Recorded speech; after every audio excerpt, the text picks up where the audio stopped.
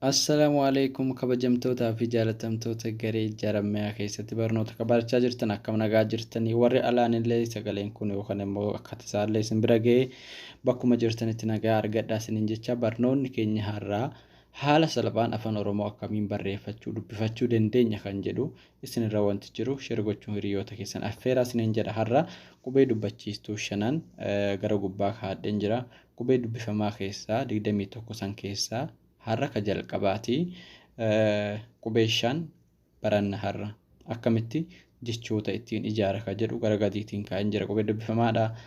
Kanaafuu isinirra wanti jiru sirriitti yoo ilaaltan gurra keessan ija keessan qalbii keessaniin yoo caqastan jechaadha afaan Oromoo barreessuun haala salphaa ta'een isiniif gala. Mee qubeelee dubbachiistuu shanuma gaati mee dubbifamaa shaniin amma isoo ani hin barreessin dura akkamiin barreessuu dandeenya jedhaati mee yaada qubeelee gadii kanaan hayyee na waliin baradhaa tura. Jecha ijaaruudhaaf jalqaba baan fitadhaa akkanaa dubbatuuf qubee dubbachiistuu malee dubbifamaan kun waan hin dubbanneef iin itti aansadhaa bii jedhee itti aansee faanti barreeffadhaa bif jedhee yoon dubbachiistuu akkanatti fuuldura kaadhe maal jedhee ijaareen jira bifa jedhee jecha yookaan wanta dubbatu tokko ijaarradhee jecha bifa. Okay. Ammallee hima ijaaruuf qubee dubbifamaa kana keessaa baan fidadhaa akkanaa dubbatuuf oon fidadhaa kanaafuu bo jedhee itti aansee dubbifamaa keessatti deebi'ee faa kanan fidadhaa boof fedhee aan itti aansadhaa boofa jedhee ijaarradhee jecha.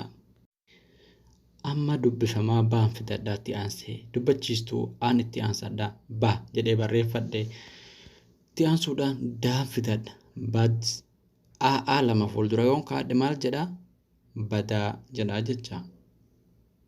Mee baa fidadhee aa fidadhee daadaa lama kaahadhee aa lama fuuldura yoon kaadhe immoo kanatti maal jedhaa baddaa jedha. Kanaafuu hima baddaa jedhu haaluma salphaa ta'een ijaarradheen jira jecha. Mee amma immoo gara qubee dubbifamaa caattiin dabara. Caa kana barreeffadhee itti aansee aa fidadhee faafaa kana lama fidadhee caffadhe ee lama yoon fidadhe maal jedhee jechuudha caffee jedhee hima ijaarradheen jira jecha amma. Ammallee caa kana fidadhee qubee dubbachiistuu u'uu yoon itti aansadhe cuu jedhee barreeffadhe san booda immoo baa barreeffadhee dubbachiistuu yoon fuuldura kaadhee maal jedhaa cuubi jedha jecha. Amma immoo gara daattiin darba. Daa barreeffadhee aa barreeffadhee da jedhaa faa yoon itti barreeffadhe daf qubee dubbachiistuu yoon itti barreeffadhe fuulduratti hima dafi jedhu ijaarradhe jecha.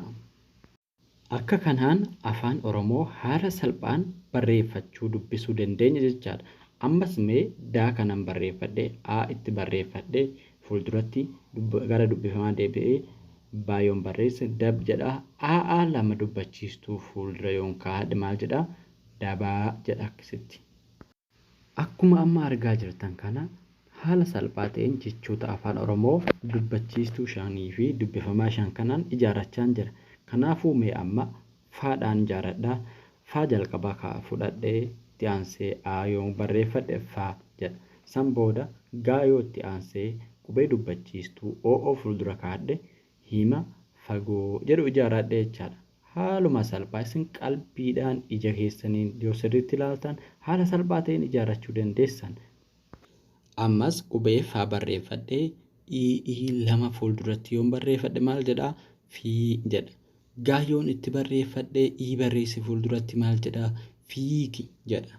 Gara jalaattis ammas faa barreeffadhee ii barreeffadhee daa barreeffadhee yoon barreeffadhe maal jedha fiidi jedha.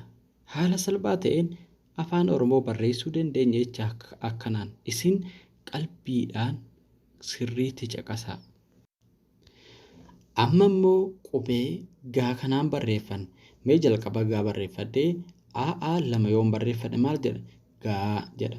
Faafaa lama yoon barreeffadhee ii lama fuulduratti yoon barreeffadhe maal jedha gaaffii hima jedhu ijaarradhee jecha haaluma salphaa ta'een.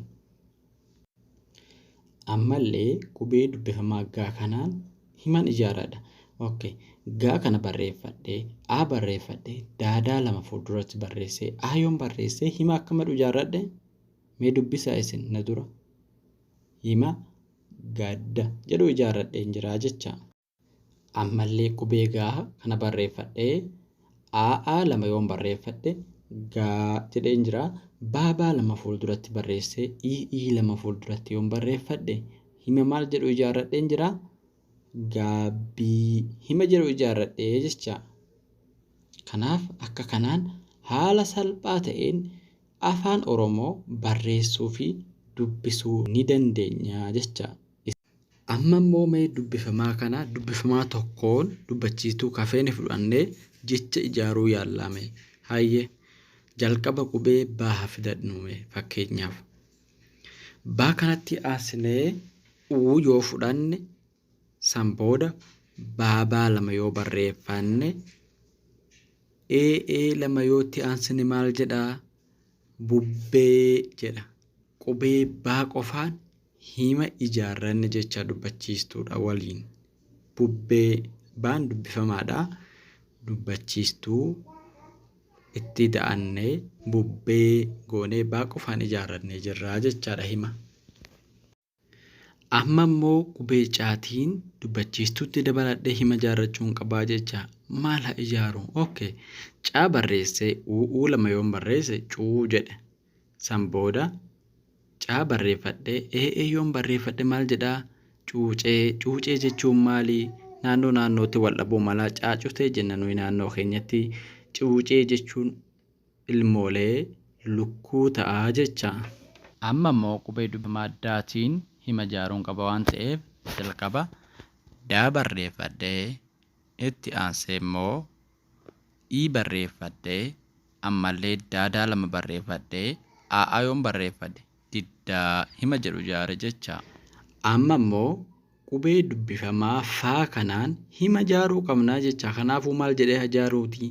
Faa barreeffadhee lama barreeffadhee faa lama barreeffadhee yoon barreeffadhe maal jedhee hima akkam ijaarradhe jechuudha.